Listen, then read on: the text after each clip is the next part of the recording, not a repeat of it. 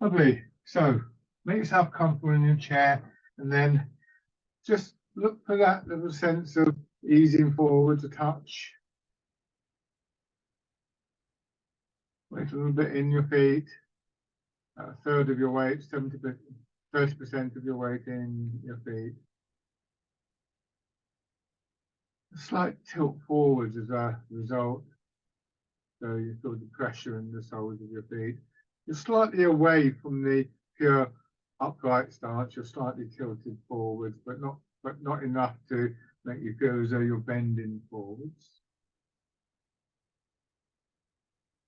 Take a couple of slow, gentle breaths in this posture. And then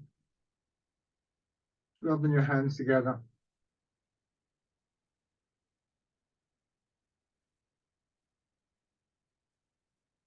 And tapping over your face.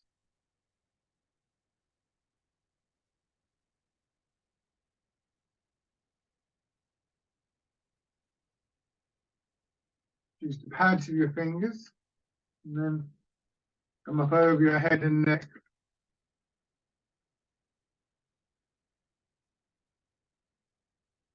Down to one shoulder, and your arms.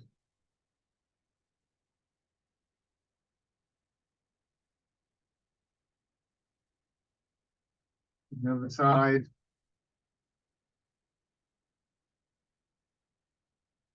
Upper part of the chest.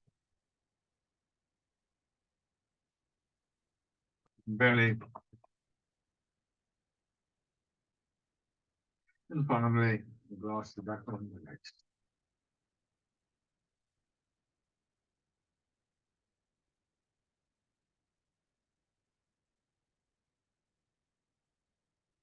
Now, just adjust your position in the chair. Settle back, feet out, and just get this feeling of dropping right back. Looking to see where you can release tightness and stiffness in the body, and notice this sort of the weight of your body, the way it just naturally drops back.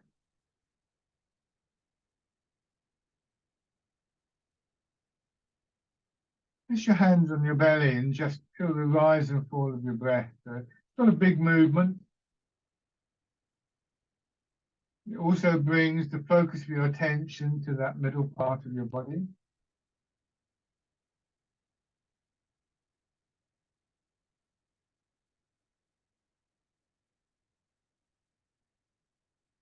Look for a nice, smooth, unforced rhythm and flow in your breathing.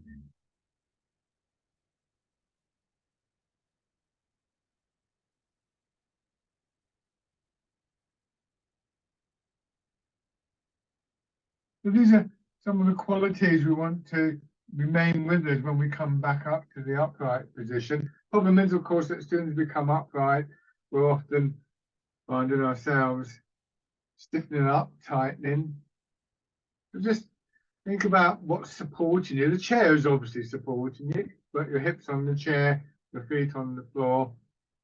And remember, you've got a skeleton where warm-blooded vertebrates, and the definition of that is virtually that we've got an internal skeleton rather than an exoskeleton like insects.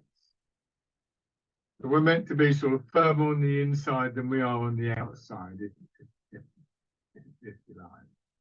And just notice areas where you're kind of holding yourself. And it may be that that's a long-term thing, something that, you know, maybe an old injury or just something that's developed in your lifestyle or something. Or it may just be that today, you know, perhaps you sort of like slept in a way a bit stiff in your back or something like that.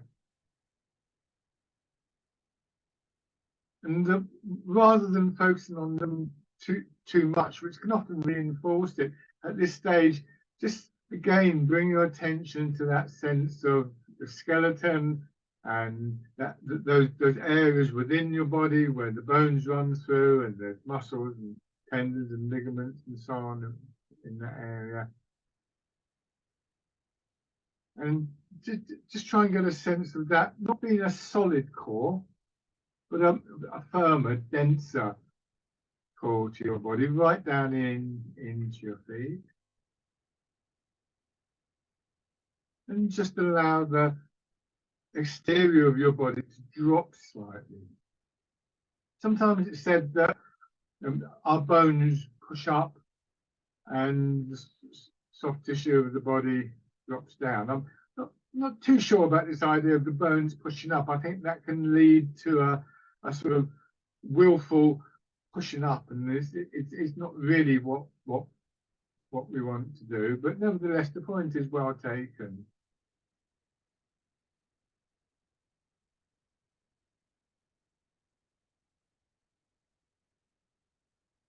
And then slowly turning your head.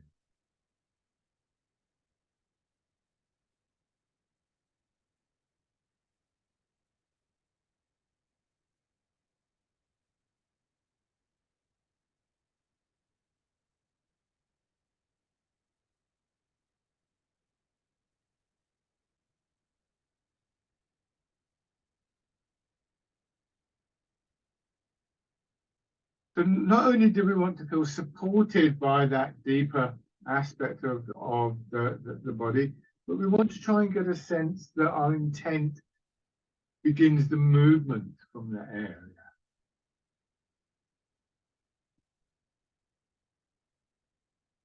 So that here, maybe you can just feel a little bit of movement in the spine as it comes in to the upper part of your back and the neck. Again, it's not a willful thing. And obviously, all sorts of aspects of the body are involved in the movement, but this has been the sort of point of origin. And then here, hands in front of your shoulders.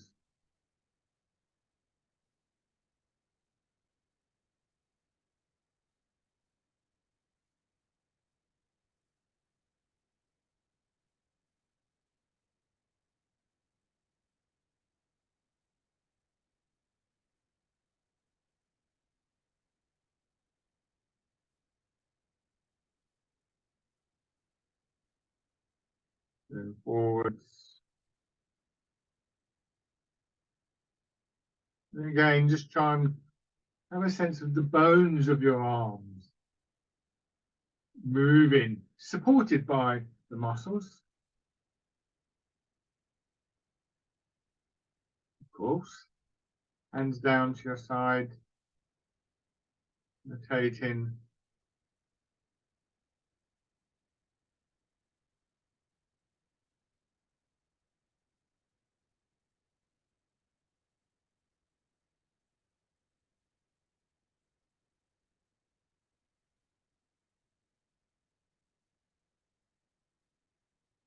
And then winding down.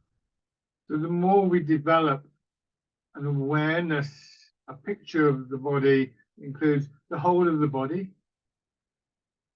then more effective the movement becomes. And it's very much an awareness thing. Tai Chi and Qigong are intended movements. And so that quality of intention pervades the whole of your body. Back the other way.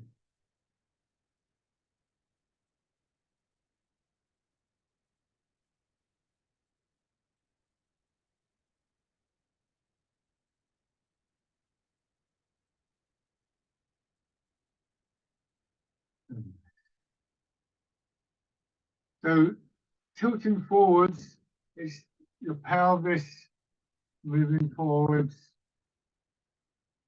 and then back. And when you go back into your hips, you feel that sinking down in the chair. And then as though the chair will really springy, but it may be for all I know, I don't know what you're sitting in, but it pushes you back. And then same thing with the legs. So as you go back, it's almost like the lower part of your spine. It gets very gently compressed. And like a spring, it starts to push up, or starts pushing both directions. So hips are pushing down. And then your legs likewise. So this, again, they're like a spring, and then push you back.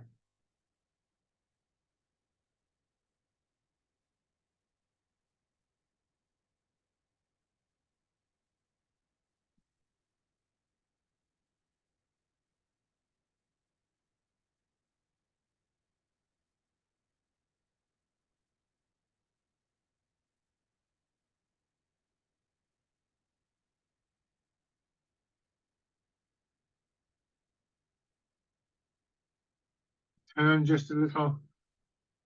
So the emphasis now on the leg that you're moving towards, and the hip, lower back side on the diagonal opposite corner. So I'm going into my left leg and a little bit back into my right hip. Not a big movement.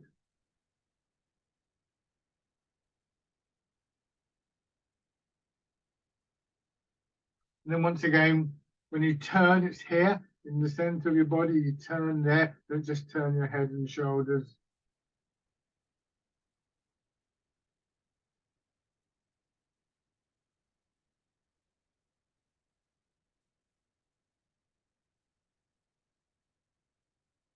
Give yourself that little moment of just resting, punctuating the movement in your leg, and then back in your hip.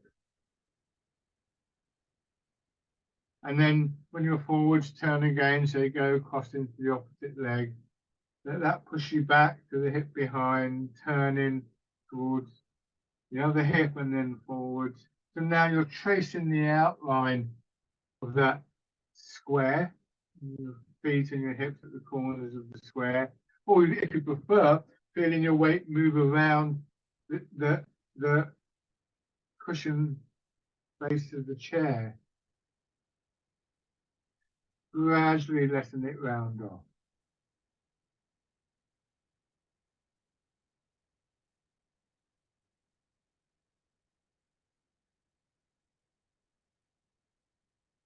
Back in the other direction.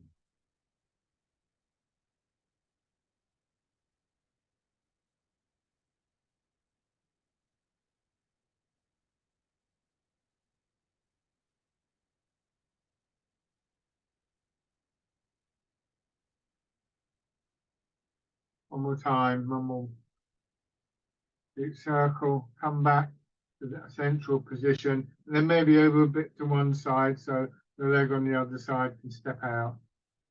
Back. Heel goes down, toes go down. Again, it's an intentional movement, deliberately trying to push your foot to a particular point where it goes comfortably onto the floor, a little bit of pressure down into the floor. Trying not to stiffen up in the sole of your foot or your toes. Good. And then on the other side.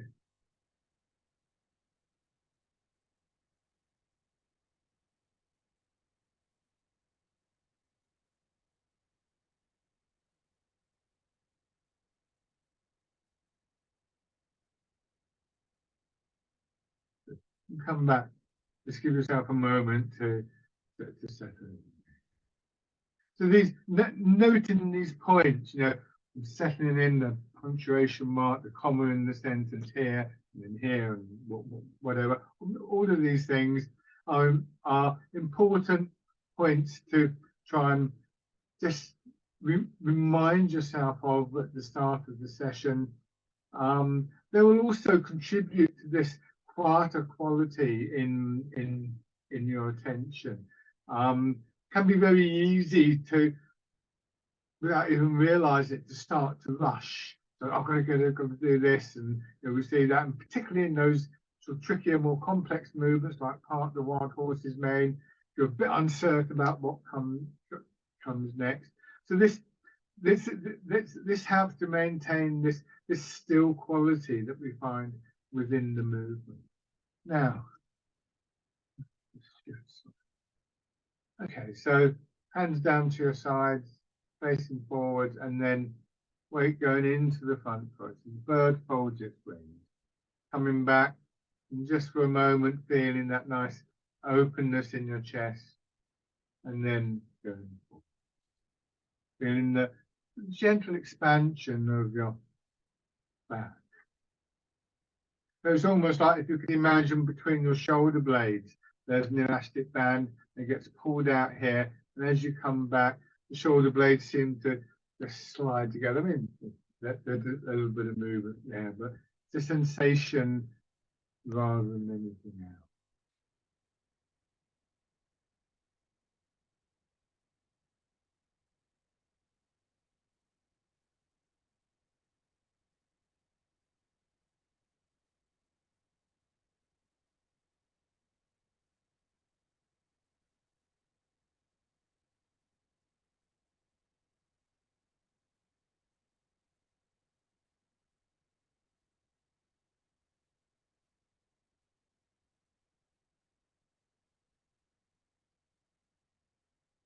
Now leaving your hands facing back, just allow them to swing, push them and cast them in.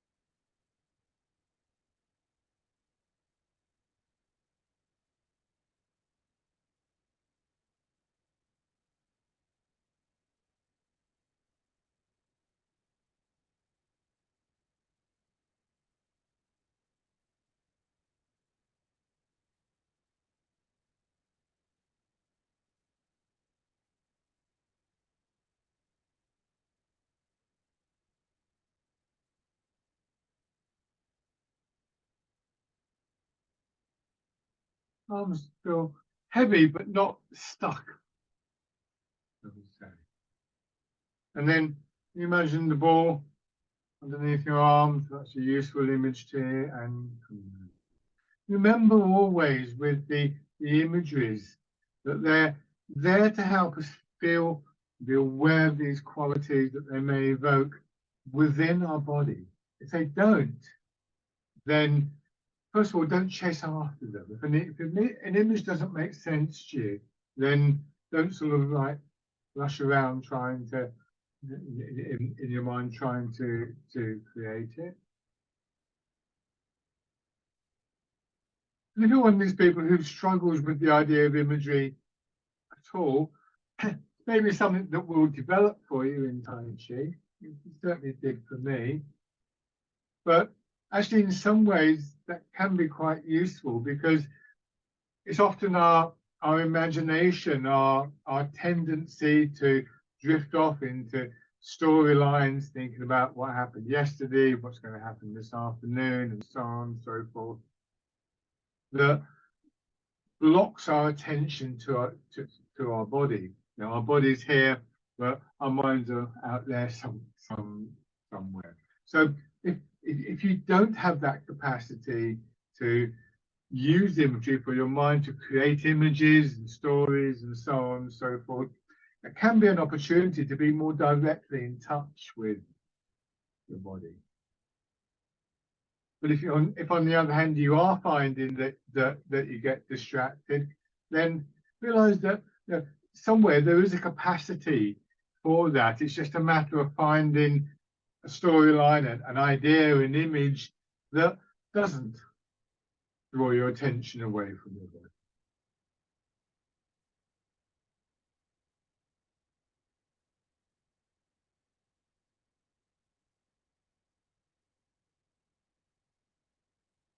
And then pigeon spreads its wings. So for instance, for this, if the image of the pigeon is a useful one to give you that sense, and I always think this one as we come back and here, this chest feels as though it's a bit sort of barrel chested. And it is an exercise that will work in that area. But if that's not a useful image to you, or you struggle to hold an image, then we can come back to, oh, right, yeah, there's a skeleton there. You don't have to work hard to imagine the skeleton, you just have to notice it. If you put one hand on the sternum, for instance, and keep moving in this way with the other hand. You can feel the movement there. Put one hand on the inside of the shoulder, you can feel the movement there. So, you know, you can just focus your attention on that as a, you know, you don't have to imagine it or make it up in any way.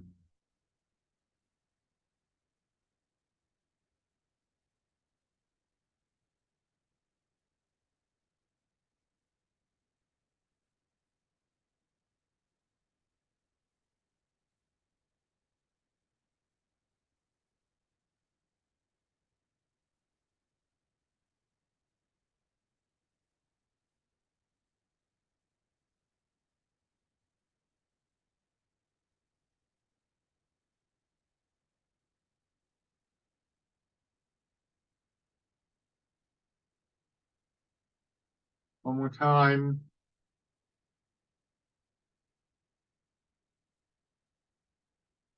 And then pushing wave. This is how my elbows come out. I'm exaggerating this a little bit at the moment. But again, you know, this opens the chest. So again, if you did this one-handed, place the other hand across like that, you can feel what's happening in the chest, maybe in your upper back as well. And you can learn to focus your attention on, not on an image, not on an idea that may be difficult for you to imagine in the first place, or to sustain or to remember, but on something that is actually physically occurring.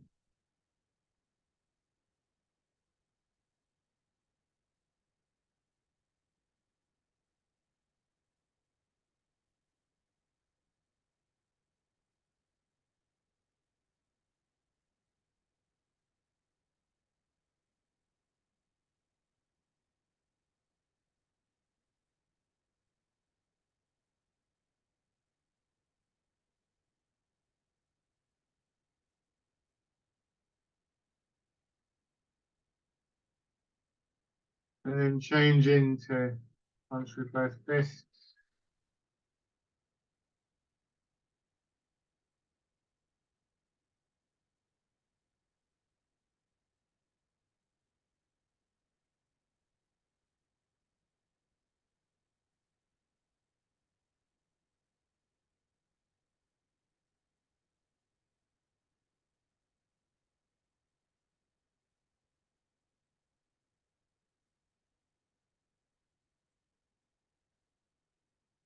Don't forget that feeling of sinking into your hips and then into your legs that I pointed out at the start of the class. And then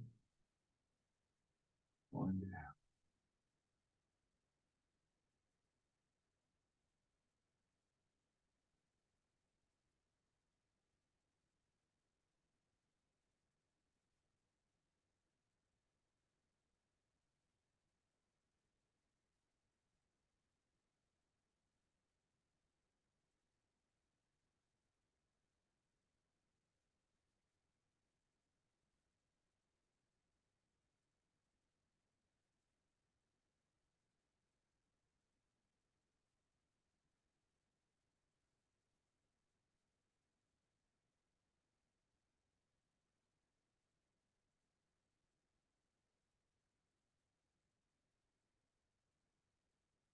Now, bring your hands palm down, polishing the table.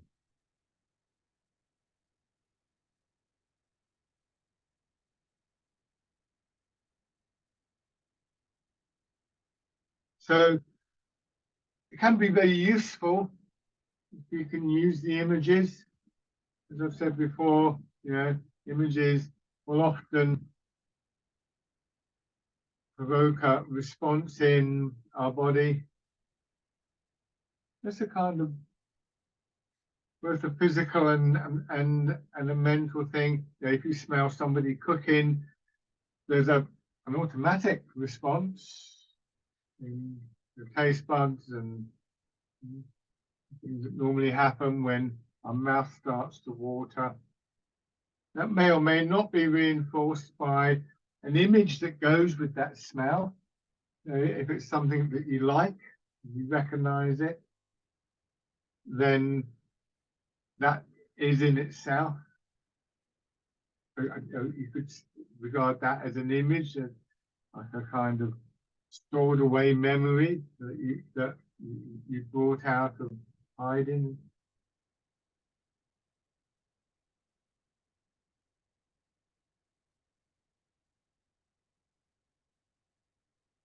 So we're not talking about necessarily a sophisticated thing, but just talk about sort of using the natural responses of our body. Obviously, some of the imagery goes a bit further than that, but really you have to be quite careful about that we don't take that too far.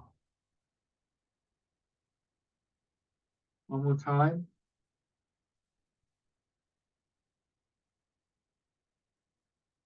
And then turning your hands palm. Use that springiness in your hips and your spine, give you the push-up.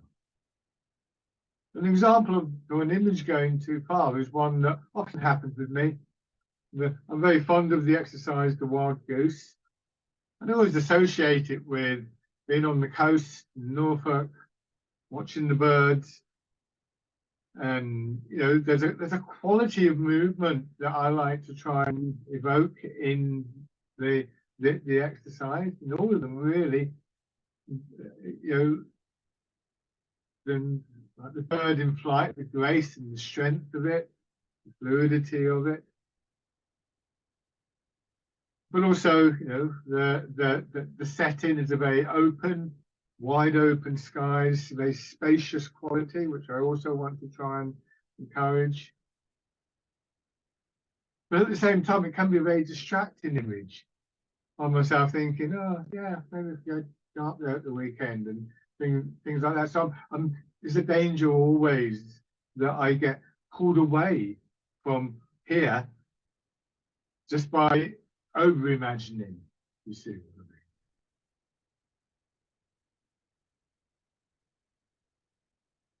mean. And then the wild goose is out.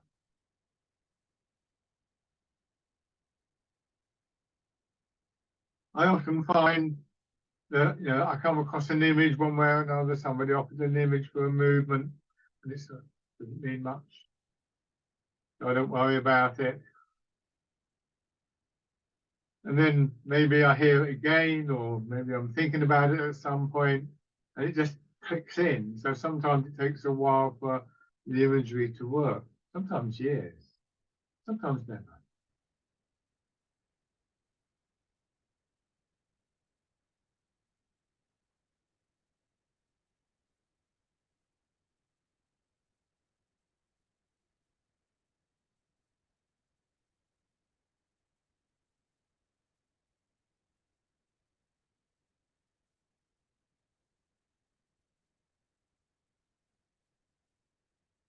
And then ease and fall.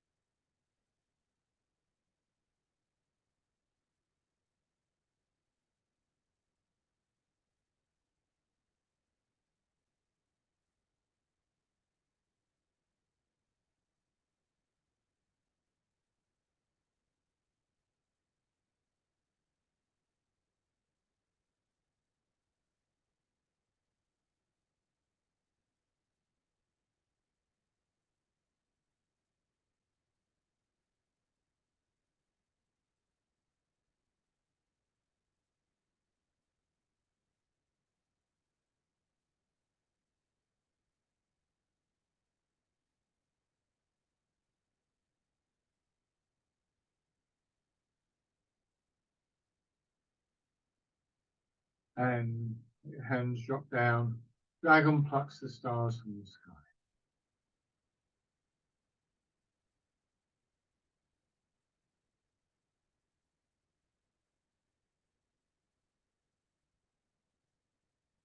So when we do use images,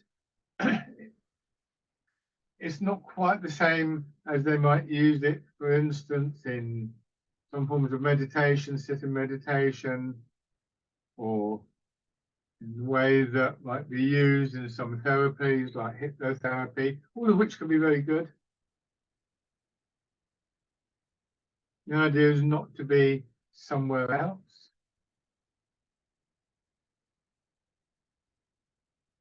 On the other hand, just as we try and initiate the movement from deeper within the body, so the whole of the movement itself does reach out sort of beyond the boundaries of the body.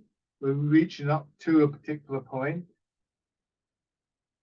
For instance, here. So just as the transition from inner to outer in terms of the movement within the body is a gradient rather than a hard and fast line, so too can our attention radiate out from say the center of the body to the fingers and maybe a little bit beyond that.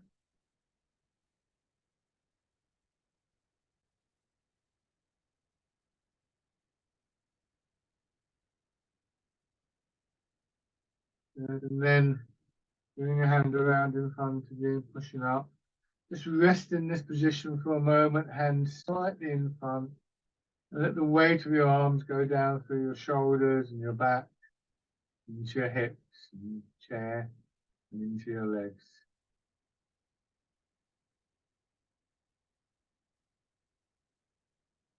Come back to the starting position. Rest there for a moment.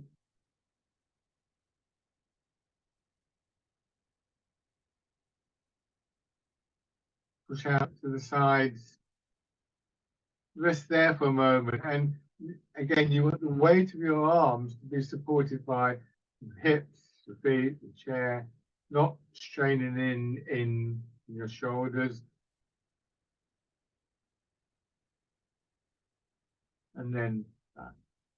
So when we start to move our arms, we want to notice whether one of the things that we do is to raise the shoulders. So sometimes what we do is this, I exaggerate, the shoulders come up and that moves the arms out. You see, this is a big exaggeration there, especially on the upward movement.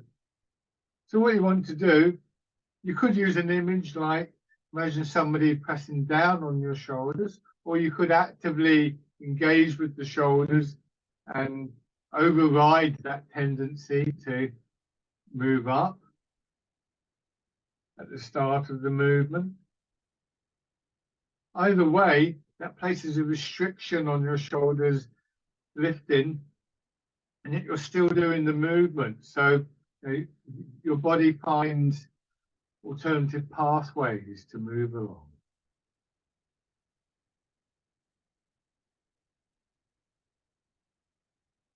And some of this would depend partly on just how well you've managed to build up an awareness of the total map of your body.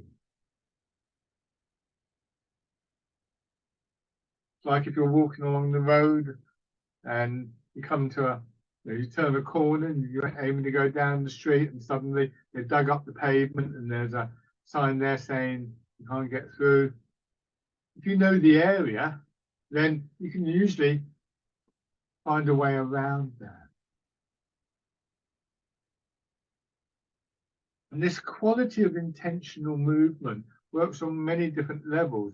Could be very direct, like not letting your shoulders lift up, a kind of conscious, deliberate act. But some of it is not so much unconscious, but semi-conscious, if you like, subconscious. It's happening. There's a quality of intent there. And yet we don't have to directly think about it. We do this when we walk down the road. We don't have to think about every step, and yet we can retain an awareness of it.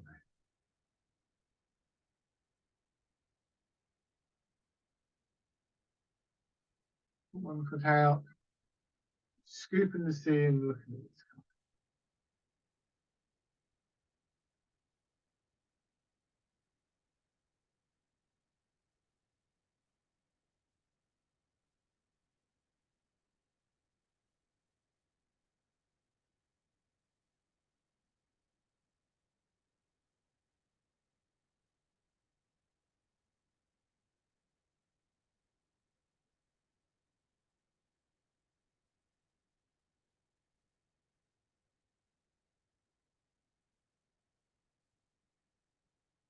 And then a hollow fist, both hands, sit back, push from your hip to your back length, and then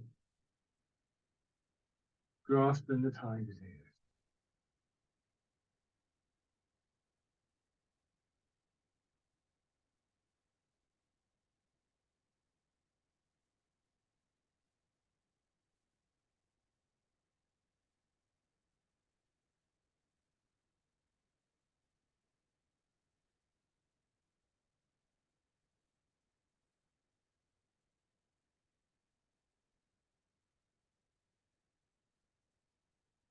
Now, change sides. So first of all, scooping the sea, looking at the sky.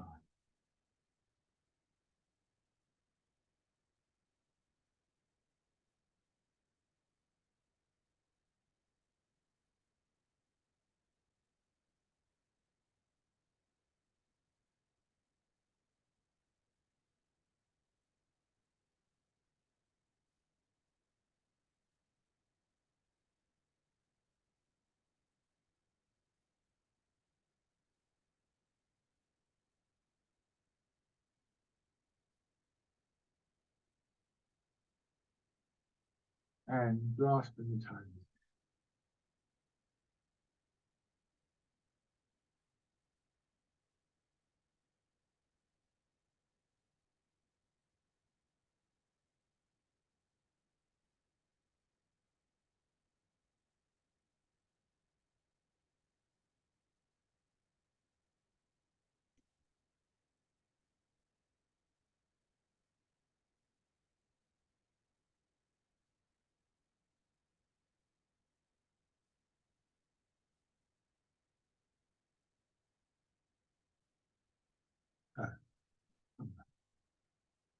Let's do part of the wild horse's mane. So come back into your right hip here. Take a diagonal line forwards with a slight turn towards your left foot, and then back along the same line. And then you turn to take your weight predominantly into your right hip and do the same thing on the other side. Each time, just that little moment of settling down. And then you go back, settling down. Now hold the ball, right hand on top, left hand underneath, going through, turning. And in that process of settling down, you look at my arm here, I've deliberately misplaced it. And as I settle in to the leg, if you watch what my arm does, it just comes into position and then back. And as I settle into my hip, my hands rotate and I move across. And as I settle into my hip, I turn. And then I go forwards again.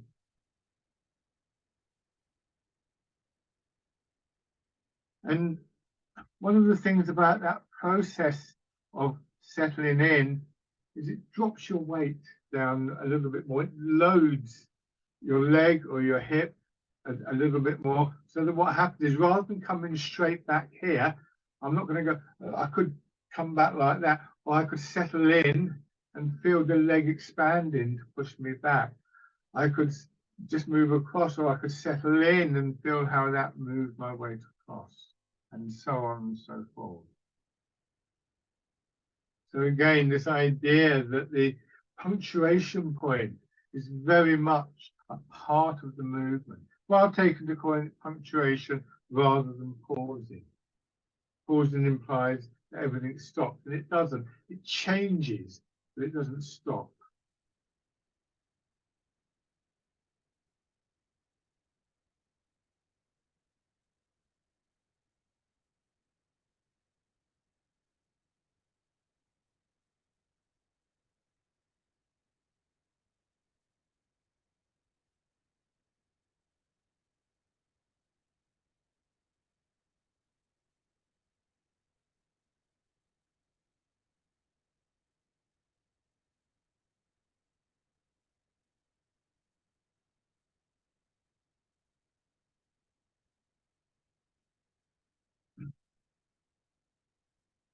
One more, and then we're going to white apophis fruit, which starts with part the wild horse's mane. So we do the same thing here, but this time, instead of letting that leg push us back, the sinking down draws our right hand in towards our left elbow. Now we come back, so we're pulling our fingers out of mud, a slight turn to your right and then to your left, holding the ball or holding the fruit, peach, between your hands. And then coming back, drop your right hand down and across to the other side. Same thing on the other side here. And then let the elbow and hand come together, feel the chest closing, coming back. So remember earlier I was saying about, you could place your hand on your chest and feel the movements there. You felt that. Can you still, I mean, don't put your hand there, you won't be able to do the exercise. But can you still feel those movements working in one way or another? Slightly different patterning. Always, the movement is slightly different.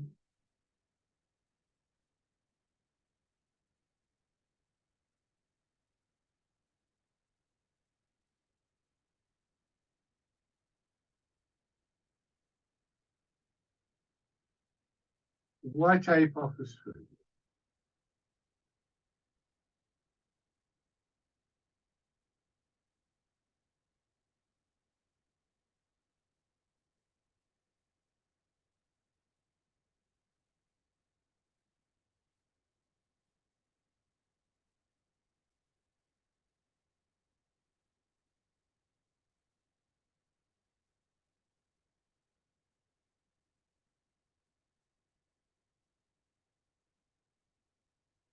Last time.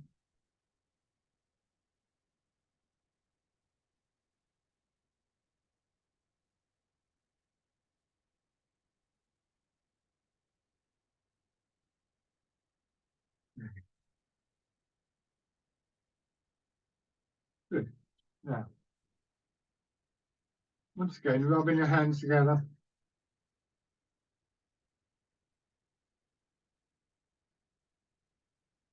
Tapping over your face.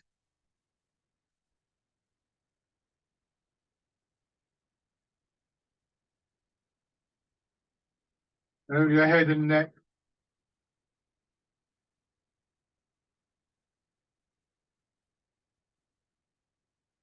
Down to one shoulder. And your arm.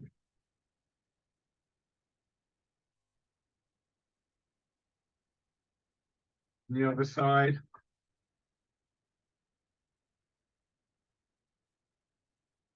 Upper part of your chest.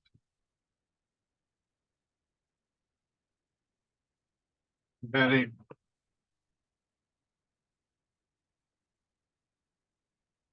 And your legs.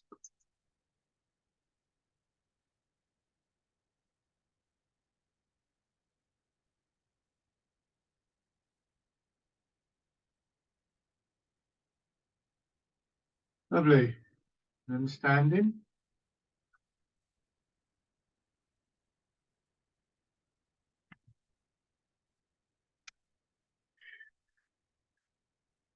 Develop your recognition of these slightly differing patterns. We're going to do rooting down wild goose and park the clouds as a little sequence. So sinking down, push up, and predominantly feeling the expansion here in your belly.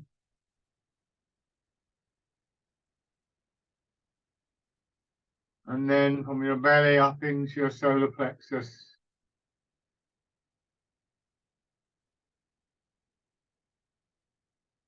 And then belly, solar plexus, and chest. Roughly speaking, I mean, that's a guide. The important thing is to notice what's happening, what you recognize within your body.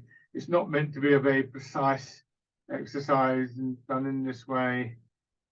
It's there to just encourage you to perceive the change, the different ways that movement happens within your body.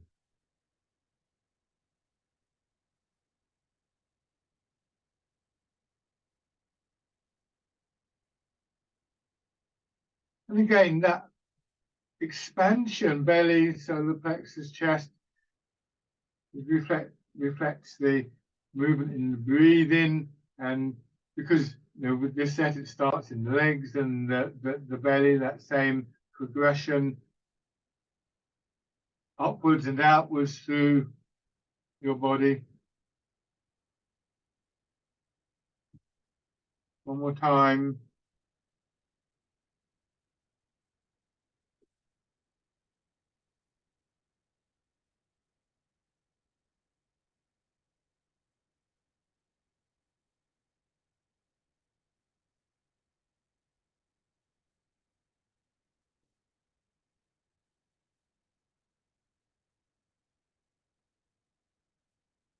Lovely. 1 foot forwards. Very much using your feet to propel the body, but not in an isolated way, because you feel your hips are being pushed forward, the spine's moving.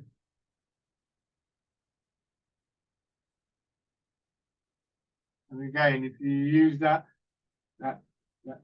trained awareness, you'll begin to feel the response in your body to those movements.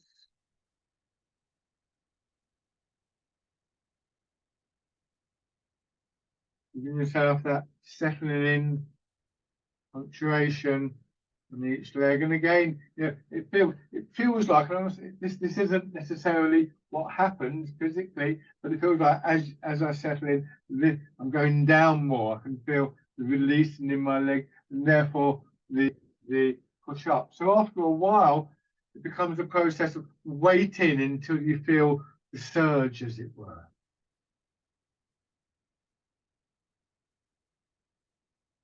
And you have a choice about whether you respond and how you respond to that.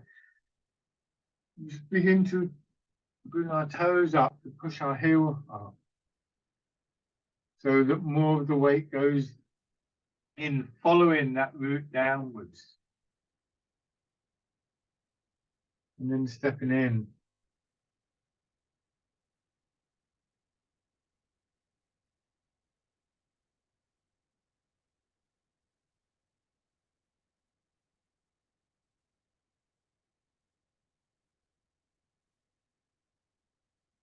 And on the other side.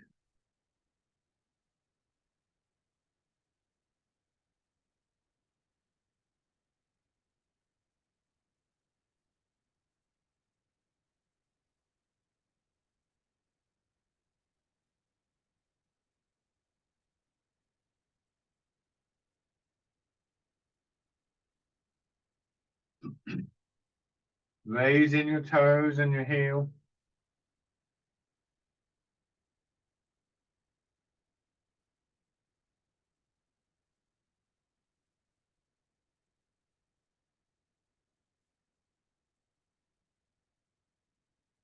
Stepping in.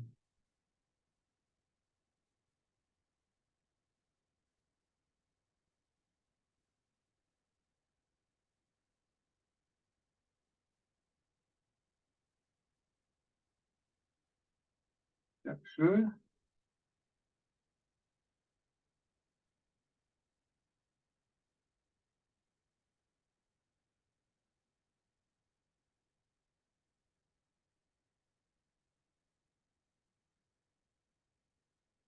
Change direction.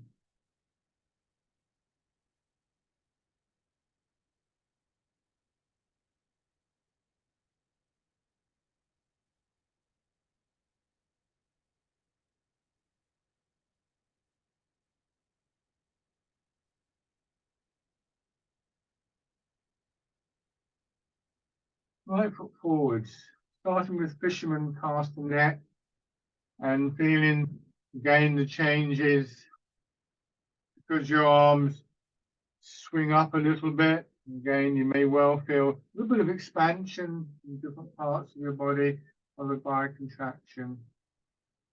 So we understand from this, in this particular exercise, that's just a natural thing, because it's the energy of your weight transfer that moves your arms and causes them to swing.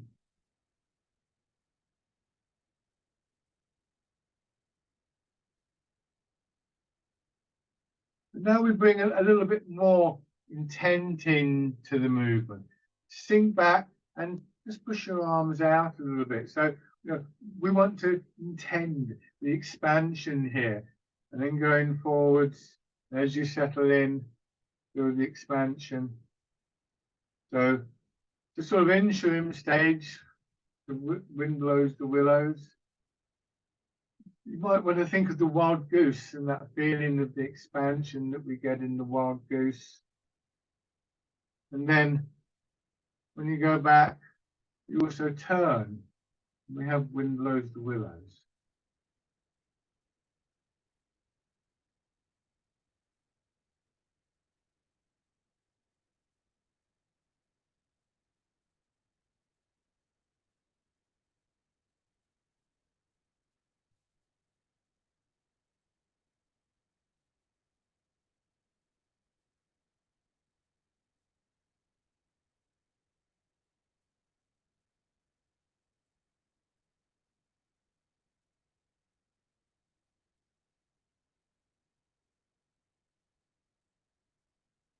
Good.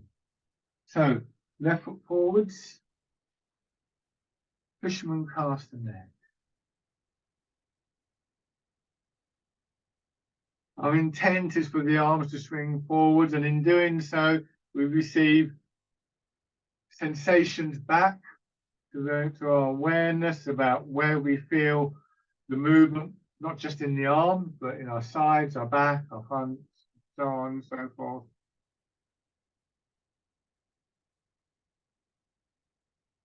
At the moment, the arms are rising forwards a little bit, and then they're rising backwards a little bit.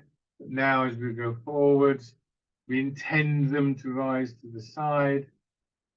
As we go back, rather than letting them go back, the intention is to go forwards.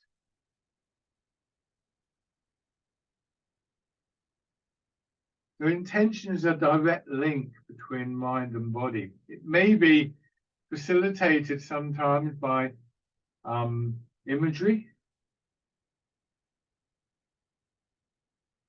because the image can help us to understand, if it works for us, what it is we're trying to intend.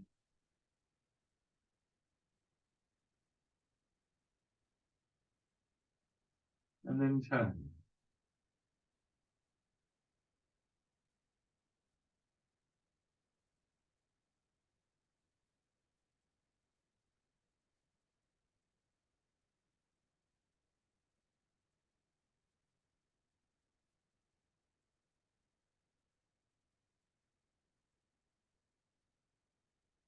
Turn the front foot out a little bit, and this time raise your back heel, bring the foot through, place it down on the toes for stability if you wish. You could raise the knee, or you could raise the knee and rotate your hip at the same time. Whatever feels best for you at the moment.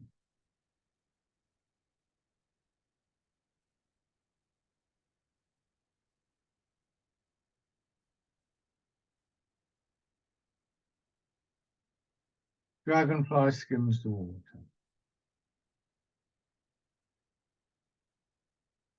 And then going back.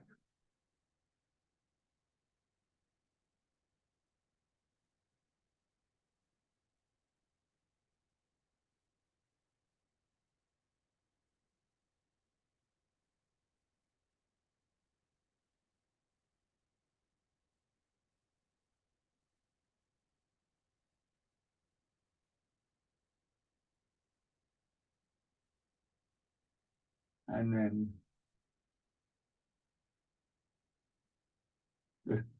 go back to your chair.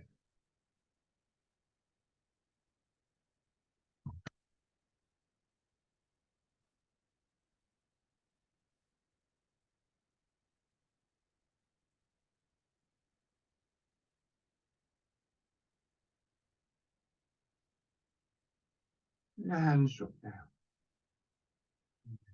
Once again, expanding. Again, this is basically the same as the wild goose. But beginning to contract, feeling pull through your body, the downward movement of the pull of gravity.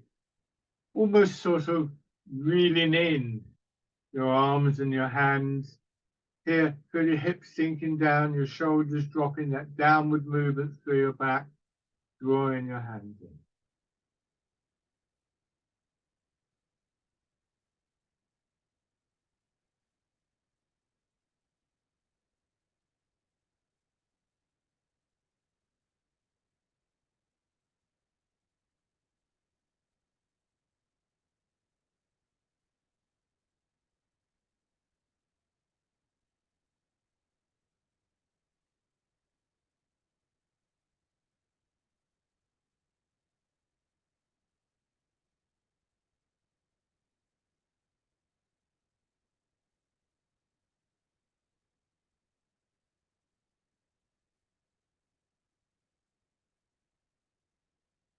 So this is the starting and the finishing point here. Sense of settling, mind and body, hips dropping, shoulders dropping, thoughts traveling down through your body with that sensation of movement.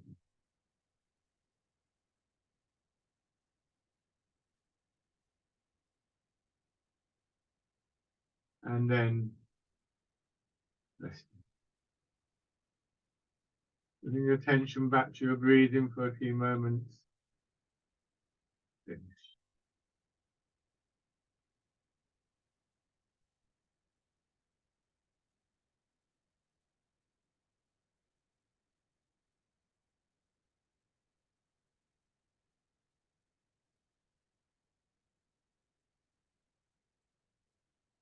And then just open your eyes.